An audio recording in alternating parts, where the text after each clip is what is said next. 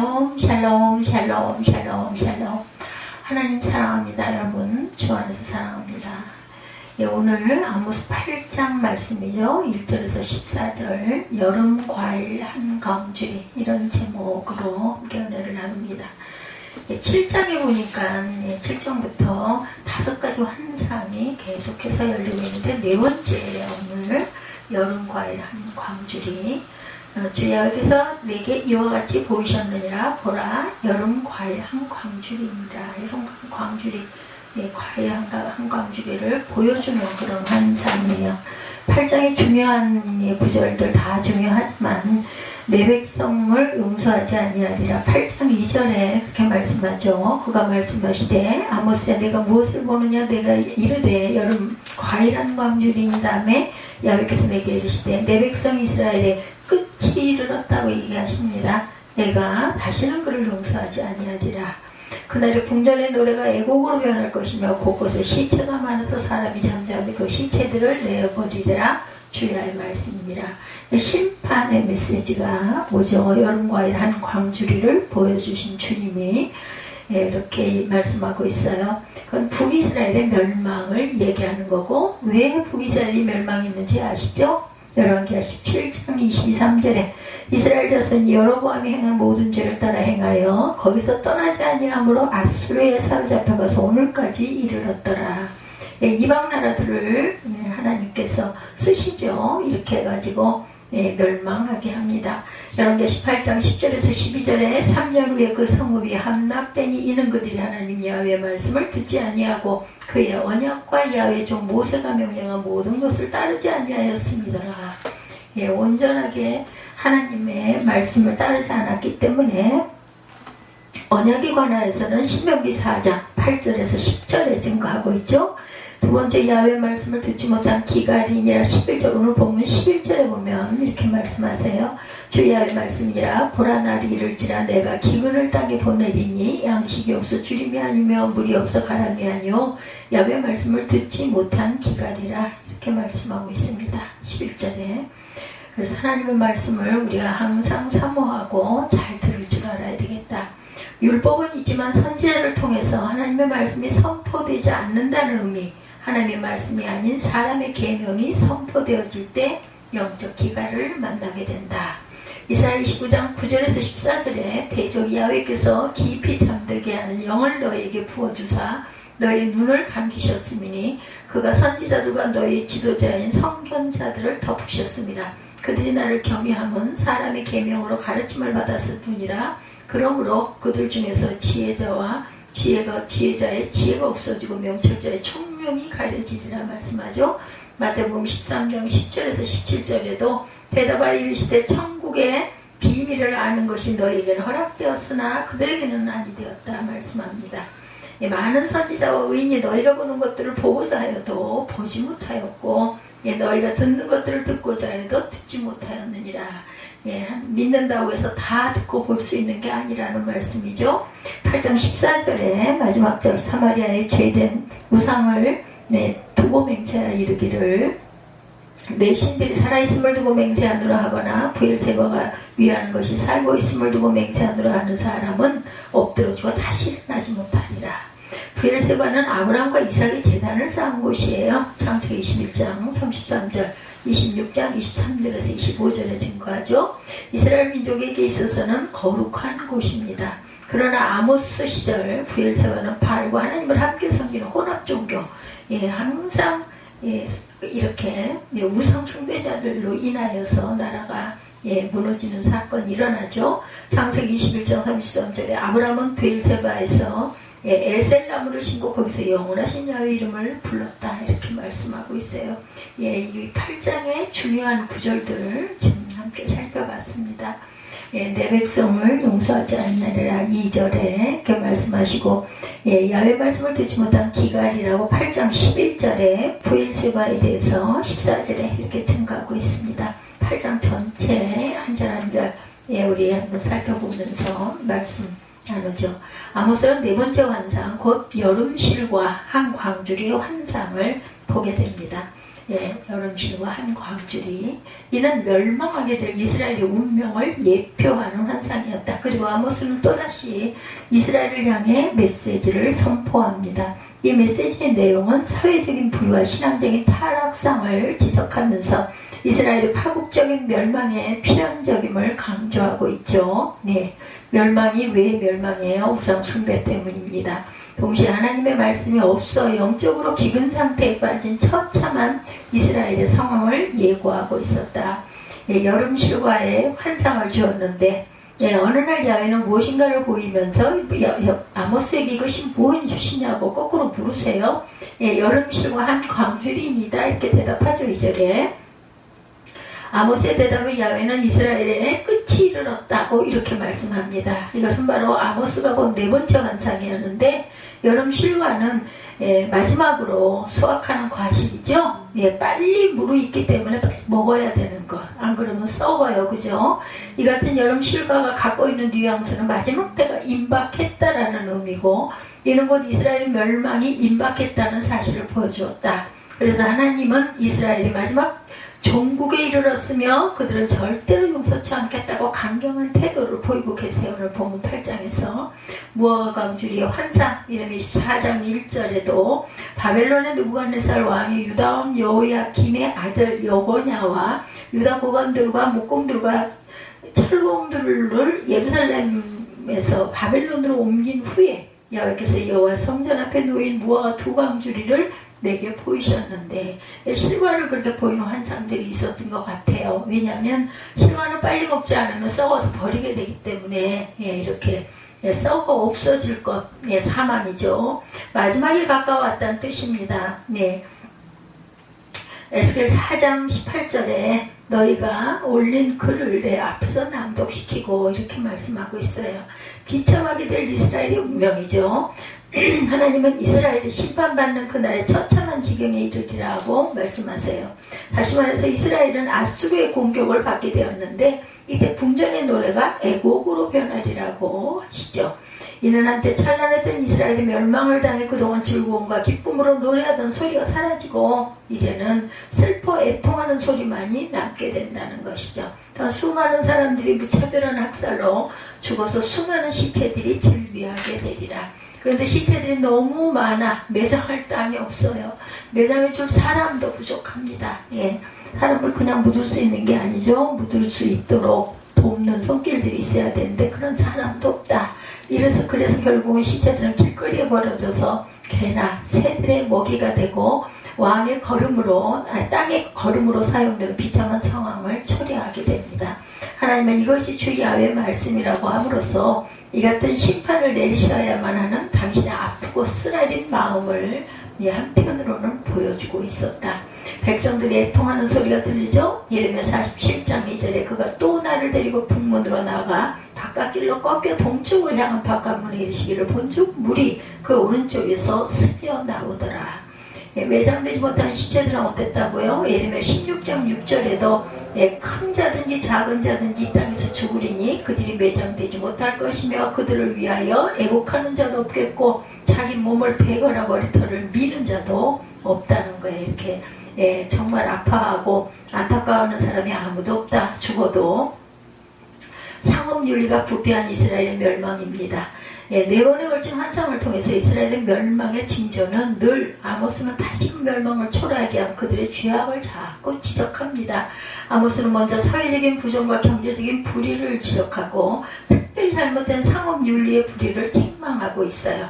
당시 상인들은 월삭과 안식일 등의 종교적 행사와 예배가 장사하는데 방해가 된다 이렇게 생각을 하는 거예요. 요즘도 그렇지 않습니까? 주일날 예배드리러 교회 가야 되는데 그래서 영업을 하지 못한다. 이렇게 그런 것들이 불편하고 좋지 않아서 나는 예수 안 믿겠다 이런 분들이 많죠. 이날에도 장사를 하면 더 많은 돈을 벌 수 있는 것인데 그릇된 소망을 갖고 있었던 것. 그리고 이들은 에바를 작게 하며 세계를 크게 하고 저울을 속여 불의한 이익을 탐합니다. 또한 부스러기 축정이 곧 그 짐승이나 먹을 수 있는 그 재미틀 밑에다 섞어서 팔아요. 밑에다가 뭔가를 먹지도 못할 찌꺼기들을 갖다 얹어놓고 위에다 살짝 그죠? 온전한 것만 올려가지고 돈은 다 받고 판다는 거. 그렇게 해서 많은 이익을 추구했다. 심지어 이들은 너무나 가난해서 자신을 파는 불쌍한 사람들을 약간의 음과 신앙결례를 사고 파는 악행도 저질렀다는 거죠. 한마디로 이들은 하나님의 심판을 받아 마땅하리만큼 패역한 행위를 일삼았다. 거짓 저울과 불의한 이득을 취했어요. 호세 12장 7절에도 그는 살인이라 손에 거짓 저울을 가지고 속이기를 좋아하는 도다 이렇게 말하고 있습니다.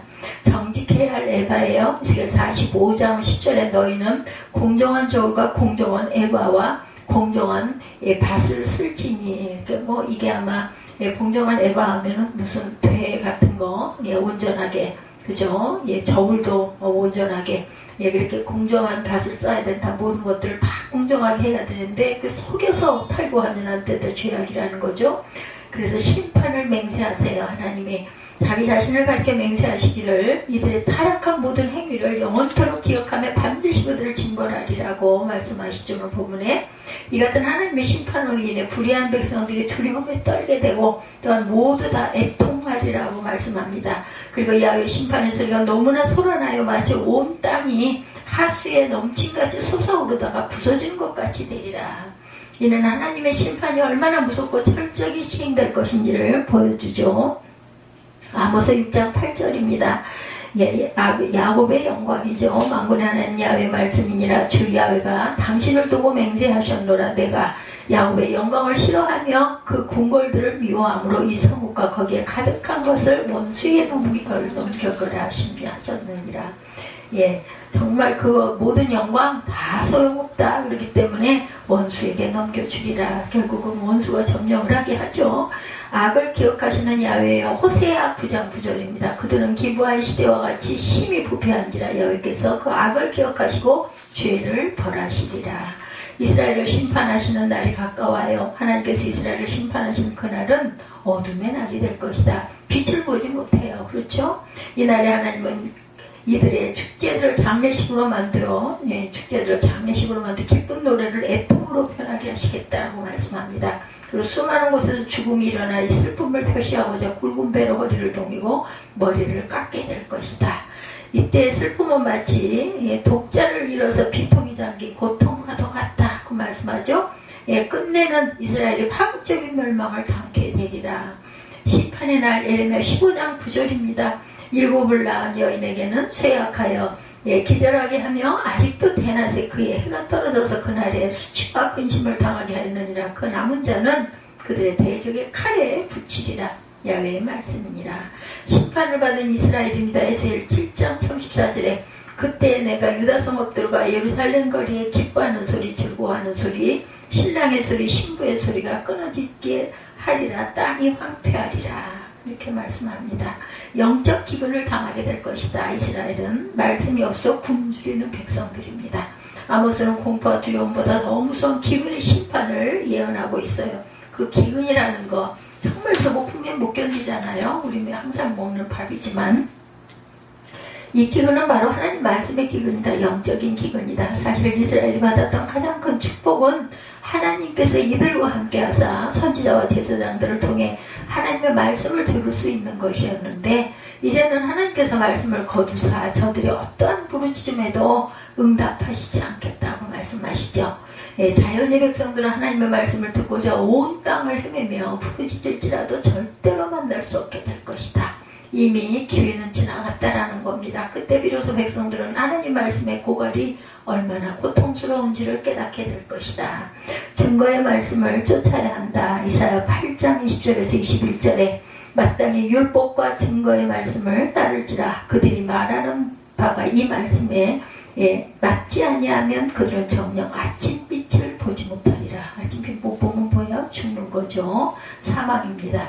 21절에 이 땅으로 헤매며 공고하고 굶주릴 것이라. 그가 굶주릴 때에 격분하여 자기의 왕과 자기 하나님을 저주할 것이며 위를 쳐다보거나 보이지 않는 말씀이 표적이 됩니다. 시편 74편 9절에 우리의 표적은 보이지 아니하며 선지자도 더 이상 없으며 이런 일이 얼마나 오래일지 우리 중에 아는 자도 없나이다.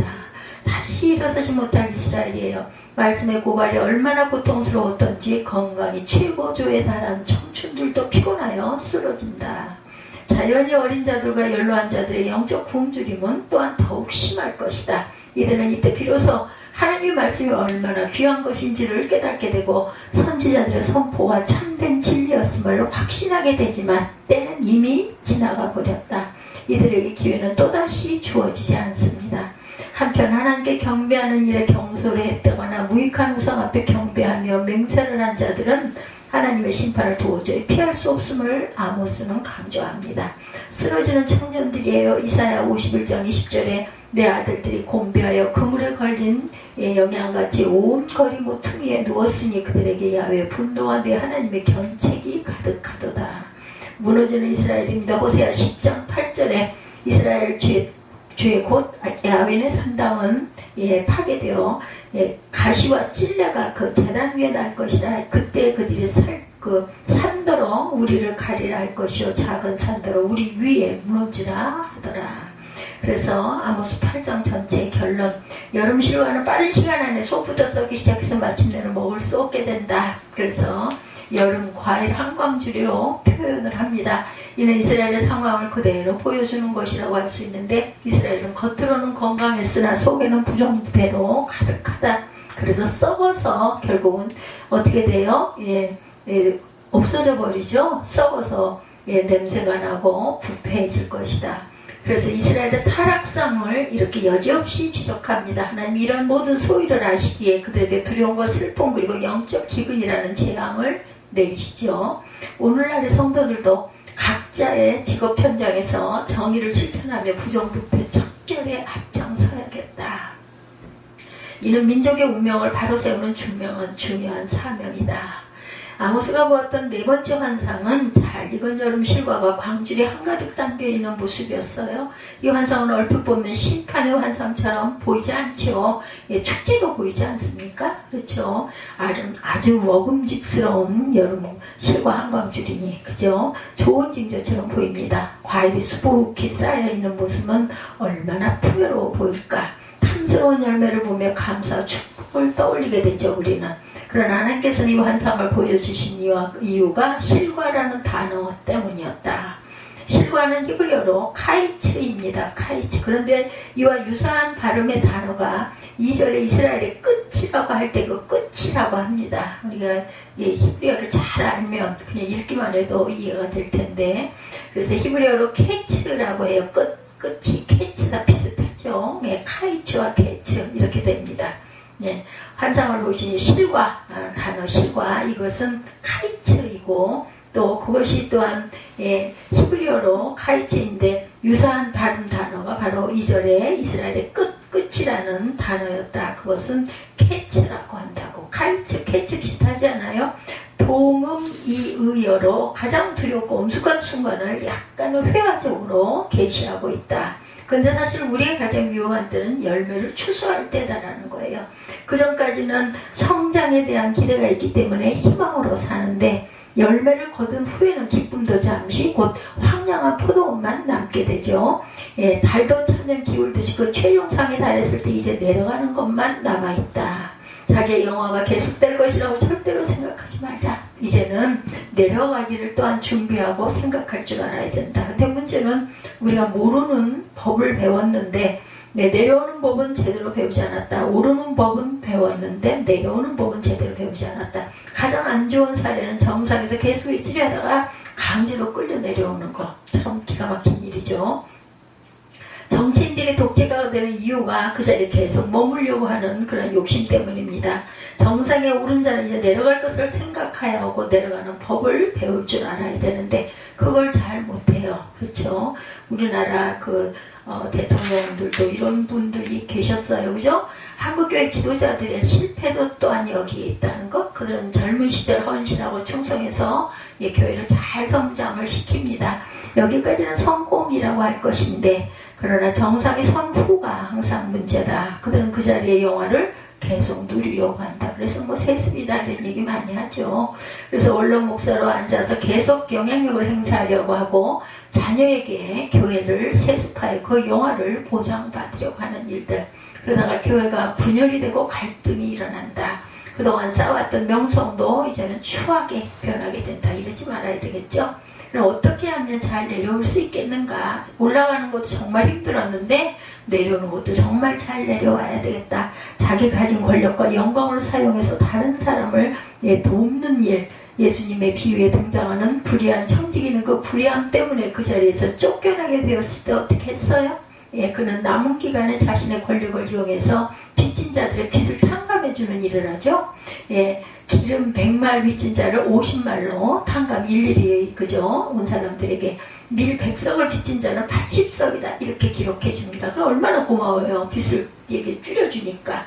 그러면 자기가 쫓겨난 후에 그들이 영접할 것이다는 이런 계산을 했다. 그는 불의의 제물로 친구를 사귀었던 거예요. 정상에 선 이후에는 삶의 양식이 달라야 한다. 그 전까지는 욕망저항적인 삶을 살고 이기적인 삶을 살았다면 정상에 섰을 때 이제부터는 자기를 위해서 살지 말고 다른 사람을 돕는 이타적인 삶을 살아야 할 것이다. 근데 그 정상이 계속 이게 문제예요. 그죠? 어느 정도 시점이 되면은 그것을 베풀 줄 알아야 되는데 아이고 뭐 우리가 빚이 얼마고 아직까지 가야 할 길이 많고 우리는 정말 먹고 살기도 힘들고 이러면서 계속 하는 게 문제입니다. 그래야 자기도 행복하고 다른 사람들로부터도 존경을 받을 수가 있는데 칼 융이 인생을 태양의 경로에 비유했던 것이 우리에게는 매우 타당한 교훈이 될 줄 믿습니다. 인생은 동쪽에서 해가 떠서 정점에 다다랐다가 다시 서산으로 지는 것 같죠. 정점이 오를 때와 내려갈 때 삶의 양식이 달라야 한다. 정상에 오를 때까지는 이기적인 삶과 성공이 중요했어요. 그러나 내려올 때는 이타적인 삶과 자기의 충실성을 더 중요한 시기라는 것을 잊지 말아야 되겠다. 다른 사람에게 베풀고 다른 사람을 위해 살 때 행복하죠. 사실 성공이란 것은 다른 사람의 눈에 비친 자신의 모습이다. 여기에는 진정한 행복이 없습니다. 다른 사람의 시선이 아니라 자신에게 충실해야 한다. 진정으로 자신에게 충실한 삶과 이타적인 삶은 밀접하게 연관이 되어 있다. 이걸 이른바 인생의 전반전과 후반전의 삶의 양식이라고 하죠. 정상에 선 이후에도 전반적인 양식대로 자기만을 위해서 살면 결국은 불행해진다는 것을 잊지 말아야겠다. 궁핍한 자를 삼킨다고 하죠. 개인의 인생사뿐만 아니라 사회도 마찬가지입니다. 사회도 성장과 풍요를 향해서 달려가야 할 때가 있지만 정점에 다다르면 자기만을 위해서 살아서는 안 된다. 주변 국가나 이웃을 또한 돌볼 줄 알아야 된다. 그래야 그 사회가 안정되고 오래 지속되는데 북한 정권이 그렇잖아요. 공산주의라는 게 다 적절하게 분배한다고 하면서 사실은 그렇게 하지 않죠. 특권층들만 배를 불리고 나머지는 다들 어렵게 가난하게 살게 하는 그게 문제입니다. 이스라엘의 문제가 바로 여기 있었어요. 이스라엘은 지금 최고의 전성기를 맡고 있는데 마치 과실이 한 광줄이 담겨있는 모습과 같아 아주 풍요롭지 않습니까? 그러나 그 영화가 계속되지 못합니다. 결국은 안에서 또 썩는다는 거죠. 눈에 볼 때는 잘 안 보여요. 그렇죠? 아까 제가 차를 타고 오는데 홈플 쪽에 갔는데 제가 이제 작은 차를 타고 갔으니까 가가지고 어떻게 이렇게 하다가 보니까 뭐가 벌컹하더라고요. 보니까 귤 하나가 옆구리에 빠져가지고 그게 거기서 며칠 동안 제 눈에 띄지 않아가지고 썩은 거예요. 그래가지고는 형태는 그대로 있는데 잡을 수가 없어 막. 그래 다행히 그 휴지가 있어서 휴지를 살짝 싸가지고 홈플 가가지고 얼른 화장실에 갔다가 버려서 망정이지 안 그랬으면 그거 터졌으면요 엉망진창 되지 않겠어요. 아유 깜짝 놀랐어요. 물크덩해가지고 보니까 그게 그냥 위에 그냥 곰팡이가 파랗게 쓸어가지고 형태는 그대로 있는데 그렇게 썩는다는 거죠. 사회가 나눔이 없고 여전히 가난한 자를 착취하는 불의의 구조가 지속되기 때문에 이렇게 된다는 거죠. 끝에 이르렀다고 계속 4절과 6절에서 그렇게 말씀하죠. 아모스의 사회 비판이 여기에 있습니다. 4절이 이스라엘을 향하여 궁핍한 자를 삼키며 땅에 가난한 자를 망하게 하려는 자들아 이렇게 외칩니다.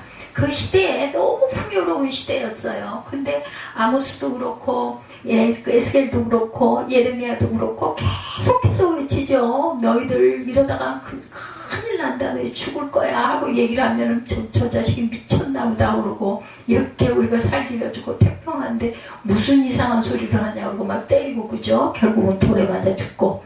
4절에 이스라엘을 향하여 궁핍 반제를 삼키며 땅에 가난한 자를 많게 하는 자들아. 그들이 가난한 자들을 어떻게 착취했는지 5절과 6절에 드러나 있죠.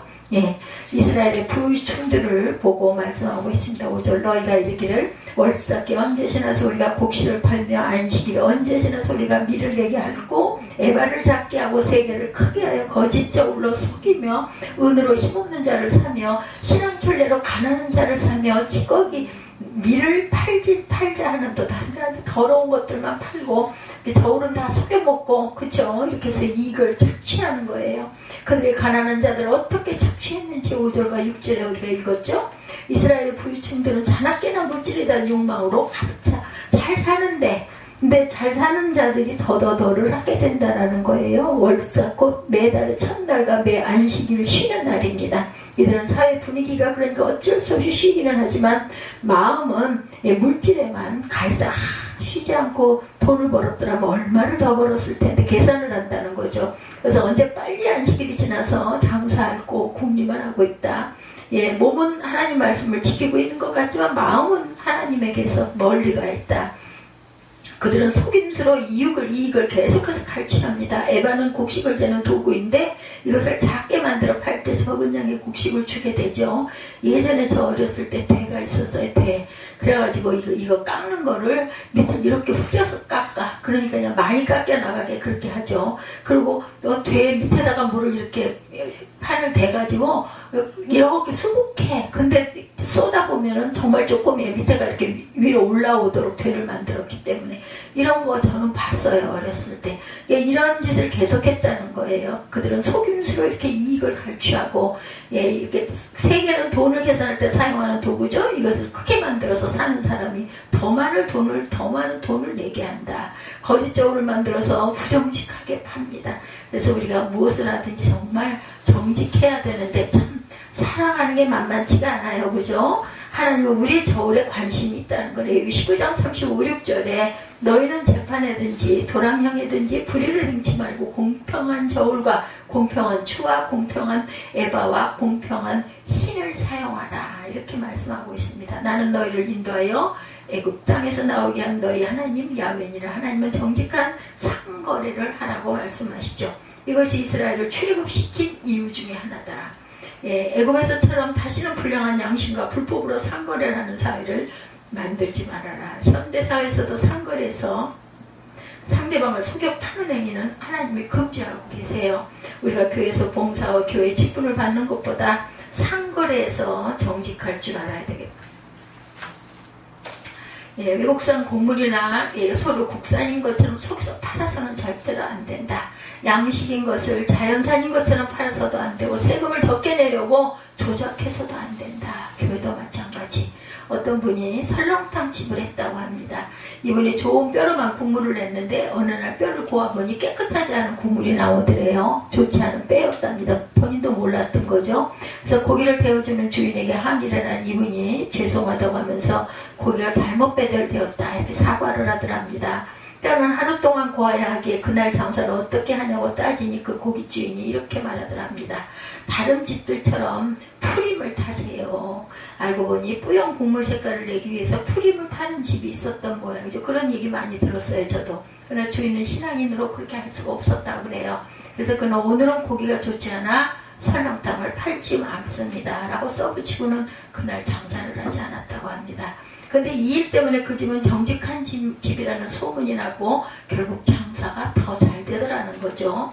그러나 정직하고 양심껏 장사하면 꼭 성공할까요? 예, 실패하는 경우가 아마 더 많을 거예요. 그러나 그래도 그렇게 해야 한다.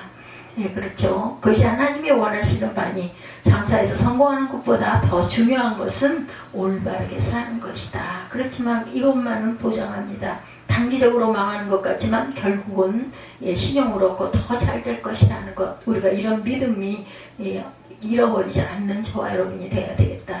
이스라엘은 이렇게 불법과 일을 했을 뿐만 아니라 신앙켤레라도 아주 헐값에 가난한 자와 궁핍한 자들을 샀어요. 그렇게 헐값으로라도 자신을 팔 수밖에 없는 절박한 처지를 이용한 거죠. 그래서 논이나 뭐 땅이나 집이나 이런 것들을 그렇게 너무 싸게 뭐 경매니 뭐 이렇게 해가지고 쫓겨나는 사람들 그런 것들 웬만하면 하지 말아라 이런 이야기들 많이 하죠. 가난한 자들에게 헐값으로 자신을 팔 수밖에 없는 절박한 처지를 이용해서 가난한 자들에게 이렇게 팔았다고 그러죠. 재미 거기 섞인 곡식 쓰레기에 해당한다. 재미시라는 것은 그러니까 곡식 맨 찌꺼기들 이런 것들. 우리나라에서도 조선 말기에 삼정의 문란이라는 것이 있었어요. 이때 쌀에다가 결을 섞어주는 환곡의 문란이 심했다고 합니다. 가난한 사람들은 어쩔 수 없이 울며 겨자 먹기 식으로 그거라도 싸니까 사서 그 찌꺼기라도 먹어야 살 거니까 자식들을 먹여야 하니까 이런 행위를 하나님은 멸시하신다. 하나님의 가난한 자를 얼마나 생각하는지 신명기 말씀에 잘 나타나 있어요. 그래서 땅을 저당 잡혀도 7년이 되면 다 주인에게 돌려주라고 하지 않습니까? 신명기 15장 7절에서 11절입니다. 내 하나님 야훼께서 내게 주신 땅 어느 성읍에서든지 가난한 형제가 너와 함께 거하거든 그 가난한 형제에게 내 마음을 강팍히 하지 말며 내 손을 움켜쥐지 말고 반드시 내 손을 그에게 펴서 그 요구하는 대로 쓸 것을 넉넉히 구워주라. 삼가 너는 마음에 악령을 품지 말라. 곧 이르기를 제7년 면제년이 가까웠다고 내 궁핍한 형제에게 악한 눈을 들고 아무것도 주지 아니하며 그가 너를 야훼께 호소하리니 내가 죄를 얻을 것이다. 너는 반드시 그에게 구제할 것이요 구제할 때는 아끼는 마음을 품지 말 것이니라. 이로 인하여 내 하나님 야훼께서 내 범사와 내 손으로 하는 바에 내게 복을 주시리라. 땅에는 언제든지 가난한 자가 그치지 아니하겠는고로 내가 내게 명하여 이르노니 너는 반드시 내 경내 내 형제의 곤란한 자와 궁핍한 자에게 내 손을 펼지어다. 가난한 자에 대한 하나님의 지극한 관심과 사랑을 우리가 본문에서도 알 수가 있죠. 넉넉히 주고 아끼지 말고 줘라. 사회적으로 가난한 자를 생각하는 제도가 복지국가의 모델이라고 하죠. 그러기 위해서 많이 번 부유층이 많은 세금을 내는 건 당연하다. 그래야 가난한 자들이 혜택을 입게 되죠. 의료보험 많이 내고 세금을 많이 내면 감사해야 된다는 것. 그 돈이 가난한 자들에게 돌아간다는 거예요. 정부도 가난한 자를 생각하는 정부가 하나님께서 기뻐하시는 그런 나라라는 것. 어떤 TV에서 세계 최고의 부자 빌 게이츠와 위렌 버핏이 대학생들 앞에서 함께 강연하는 모습을 본 기억이 납니다. 그들에게 세금에 대한 질문이 주어졌을 때 그 두 사람은 공통적으로 부자들이 내는 세금이 적다 이렇게 얘기를 했다고 그래요. 자기들은 그렇게 세금을 많이 내어도 충분히 먹고 살 수 있지만 가난한 사람들은 그렇지 않다. 자기 자녀에게 상속은 1%만 하고 99% 모두 다 사회에 환원하겠다고 얘기하더랍니다. 이 부자, 부유한 거 손가락에 꼽히는 사람들이죠. 빌 게이츠와 워렌 버핏. 사회 전체의 분위기가 이렇게 가난한 자를 생각하면 그 사회가 안정되고 풍요로운 사회가 될 것이다. 선진국과 후진국을 결정하는 것이 바로 여기에 있다고 해요. 함께 사는 법을 배우지 못하면 결국 선진국이 될 수가 없다. 함께 사는 법을 배우지 못하면 사회는 항상 불안하고 갈등이 입니다. 그 갈등 비용이 성장 잠재력을 갉아먹는다고 그러죠. 부유층은 도덕적으로 해이해짐에 존경을 받지 못해요. 사회의 좋은 역량들이 건전한 방향으로가 아니라 엉뚱한 방향으로 흘러나간다는 것. 그래서 야훼께서 맹세하시죠. 하나님은 가난한 자들의 한숨과 눈물을 대변하시는 분이세요. 7절에 가난한 자들을 억압한 이스라엘을 심판하는 거죠. 야훼께서 야곱의 영광을 가리켜 맹세하시되 내가 저희의 모든 소위를 영영 잊지 아니하리라 이렇게 말씀합니다. 하나님이 맹세까지 하시면서 반드시 심판하시겠다. 창세기에 보면 가인의 동생 아벨을 들어서 몰래 죽이죠. 근데 하나님께서 아벨의 핏소리를 들으셨습니다. 물으시죠. 내 아우의 핏소리가 땅에서부터 내게 호소하느니라. 창세기 4장 10절입니다. 하나님께서 예수님을 부활시키셨어요. 왜 그러셨어요? 여러 이유가 있지만 그중 하나가 가장 의로운 자의 가장 불의한 죽음이었기 때문에 살리시죠. 엘리 라마 사박다니 하시는 애통의 소리를 들으시고 바로 부활을 시켜주십니다. 하나님은 이처럼 가난한 자의 탄식 소리를 외면하시는 분이 아니다. 가난한 자는 구원하시겠지만 악을 행한 자에게는 그 행위에 대해서 반드시 책임을 물으신다라는 거. 아이 뭐나 다들 그렇게 사는데 절대로 그러지 마십시다. 8절과 9절에 땅이 떠는 지진의 심판을 내리실 것이다 하고 말씀하죠. 실제 아모스의 예언을 지진이 2년 전에 있었고 역사적으로 기원전 760년경 지진이 있었다는 기록이 나와 있습니다. 역사적으로 9절에서 해가 대낮에 지게 하고 백주의 땅이 캄캄하게 되는 재앙, 아마 일식의 재앙일 거예요. 예, 옛날 사람들은 일식을 단순한 천문현상이 아니라 하나님의 심판으로 생각을 했겠죠. 3절과 10절에 자기들이 다윗이나 된 것처럼 즐겨 부르던 노래가 이제는 애곡으로 바뀔 것이다. 축제의 설계가 애통으로 가득 차고 장례식 때 슬픔에 차서 머리를 밀듯이 모든 사람들이 대머리가 될 것이다.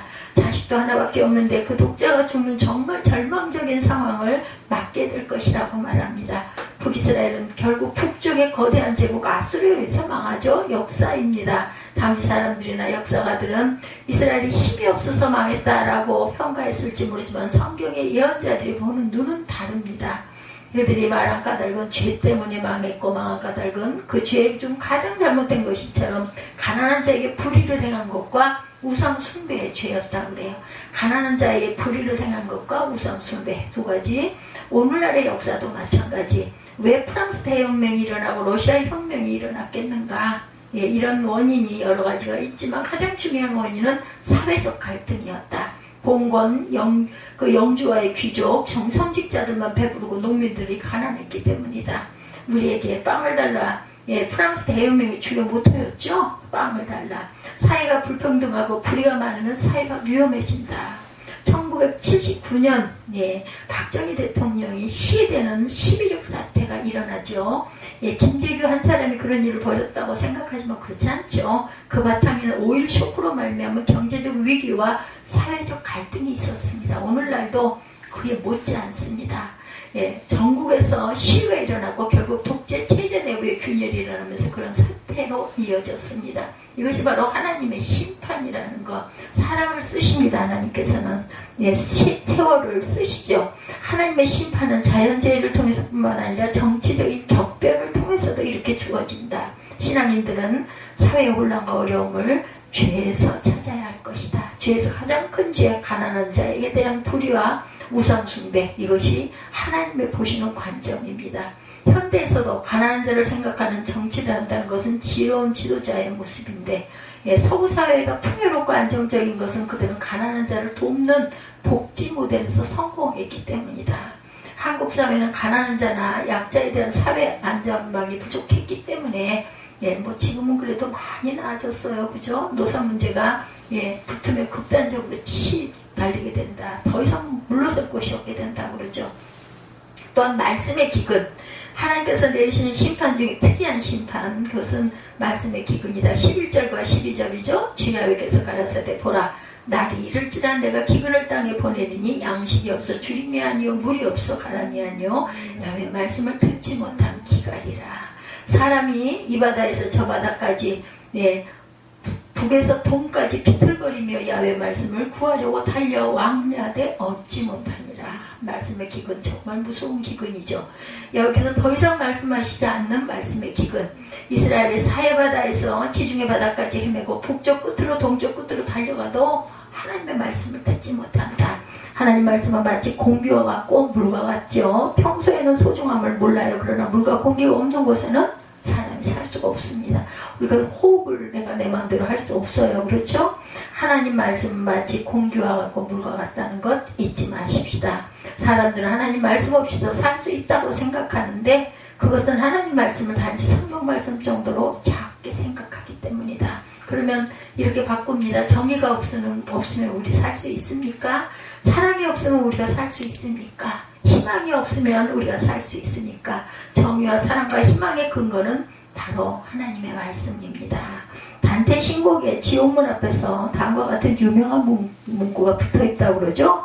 이것을 통과하는 자 이제 희망을 버리라 이렇게 말씀한다고 합니다. 희망이 없는 것 지옥이죠. 예, 희망이 왜 없어요? 더 이상 하나님 말씀이 없기 때문에 희망이 없습니다. 아모스가 지금 말씀을 선포하는 바로 이 순간은 그래도 행복하다 할 것이다. 왜냐하면 말씀이 선포되고 있으니까. 하나님의 말씀이기 때문에 사람과 사람 사이 관계도 서로 싸우고 아웅다웅할 때는 그래도 어느 정도 정말 잘 될 수 있는 그런 희망이 있죠. 애정이 식으면 말도 안 해요. 뭐 대화가 단절이 되죠. 하나님 이스라엘을 향하여 심판을 명하고 회개를 촉구할 땐 그래도 사랑이 있었기 때문이다. 그러나 이스라엘을 향한 기대를 완전 포기하자 하나님은 더 이상 말씀하시지 않았어요. 예언자를 보내지도 않았고 이상으로도 하나님은 자신의 뜻을 보여주지 않았다. 하나님 말씀의 기근을 경험했던 대표적인 인물이 사울이죠. 사무엘도 죽고 하나님도 떠나고 사울은 두려움에 빠지죠. 그때 모습을 성경은 이렇게 설명합니다. 사울이 블레셋 사람의 군대를 보고 두려워서 그 마음이 크게 떨린지라 사울이 야훼께 묻자오되 야훼께서 꿈으로도 우림으로도 선지자로도 그에게 대답지 아니하심으로. 사무엘상 28장 5, 6절이죠. 여기서 결국 사울은 신접한 여인을 찾고 맙니다. 하나님 말씀이 없다는 것은 그 마음이 더 이상 신뢰할 수 없는 대상을 신뢰할 수 있는 대상을 잃어버렸다는 것과 같다. 그러니 막 불안하죠. 걱정이 되죠. 이거 어떻게 하면 줄까? 우리가 이길까 질까? 살까 죽을까? 막 죽겠는데 이걸 어디 가서 물어? 실제 북왕국 역사에 이런 일이 일어나죠. 하나님이 더 이상 말씀을 하지 않자 북왕국은 완전히 역사에서 사라져버리고 말았다. 하나님 단지 남왕국 유다에게만 말씀하셨어요. 결국 북왕국은 이민족의 땅이 되었고 이후 사마리아인들이라고 불리게 됩니다. 이들은 예수님의 시대가 되어서야 겨우 빛을 보게 됩니다. 예수님이 활동하시던 갈릴리가 바로 북왕국의 영토라고 하죠. 마태복음의 4장 15, 16절에 스불론 땅과 납달리 땅과 요단강 저편 해변길과 이방의 갈릴리에 흑암이 많은 백성이 큰 빛을 보았고 사망의 땅과 그늘에 앉은 그들에게 빛이 비춰있도다 하였느니라 이렇게 말씀합니다. 예수님 시대가 되어서야 북왕국은 겨우 하나님 말씀을 들을 수가 있었다. 이때가 근 700년이 흐른 후였다고 하죠. 반면에 남왕국 유다에서는 하나님 말씀이 있었어요. 그들 또한 바벨론에게 망했지만 그 포로된 땅에서도 하나님 말씀은 울려 퍼졌다라는 것이죠.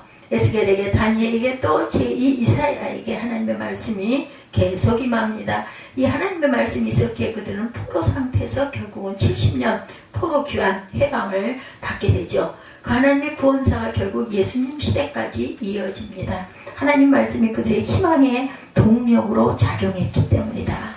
지금 굉장히 소중할 때죠. 오늘, 지금, now 이때가 가장 중요할 때입니다. 지금이 하나님의 은혜 받을 만한 때다 말씀하죠. 하나님은 고린도서 6장 2절에 보라 지금은 은혜 받을 만한 때요 보라 지금은 구원의 날이로다. 은혜 받을 때 은혜를 받으시고 은혜는 내가 결심했다고 해서 마음대로 받을 수 있는 것이 절대로 아니죠. 성령의 역사도 마찬가지입니다. 성령의 역사가 부어질 때 그때 받아야 한다. 한국교회는 아마 50년대부터 80년 초까지가 성령의 역사가 아주 활발했던 때죠. 병고침의 역사도 이때 굉장히 많았습니다. 하늘산 기도원에서 방언하지 못하는 사람 그 원장님에게 뒤통수를 얻어맞았다고 그래요. 저도 들은 바가 있습니다. 지나가는 개도 방언하는데 못한다고요? 이랬다고 그러죠. 대학 시절에 하숙하던 하숙집 주인 아주머니는 성령의 은사는 다 받았다고 그래요. 심지어 물고기나 나무와도 대화하는 은사까지 받으셨다고 합니다. 이 정도로 은사가 흔했었어요. 그때는 부흥회도 아주 뜨거웠죠. 기도응답도 많았고 회개와 통곡의 역사도 정말 통곡하는 사람들이 정말 많았습니다. 근데 지금은 부흥회를 해도 냉랭하다고 그래. 그래도 뭐 많이 오살리 기도원 보니까는 신문에 많이 올라오긴 하더라고요. 허전하기조차 하다고 그래요. 윤리적 설교로 듣는 부흥회가 차라리 감동이 된다. 그 이유는 성령의 역사의 축이 이제 한국을 벗어나고 있기 때문이다. 성령의 축은 이제 선교가 더 필요하고 하나님을 간절히 찾는 민족을 향하여 중국으로 중앙아시아 회교권으로 향하여 움직이고 있다. 그래서 선교들을 많이들 하시더라고요. 은혜 받으려면 이제 그곳으로 가야 한다. 이런 말씀을 드리는 이유는 은혜 받을 만한 때 하나님의 말씀에 가까이 있을 때 들으라는 뜻입니다. 지금 이 순간 들으시고 마음을 각성하십시다. 항상 이때가 있는 것이 아니다. 지금 받지 못하고 냉랭하게 된 다음에 불씨를 다시 살리려면 얼마나 힘이 들겠는가. 하나님 말씀은 우리에게 희망을 가져다 줍니다. 하나님 말씀은 우리에게 믿음과 신뢰를 가져다 줘요. 하나님 말씀은 우리에게 능력과 힘을 불어넣어 주십니다. 지금은 은혜 받을 만한 때다. 지어서도 계속 퍼내지 않으면 막혀서 결국은 마르고 안 그러면 썩은 웅덩이가 되고 말죠. 말씀이 기운이 임하기 전에 속히 하나님의 말씀에 귀 기울이는 저와 여러분들이 되시기를 주님의 이름으로 축복합니다.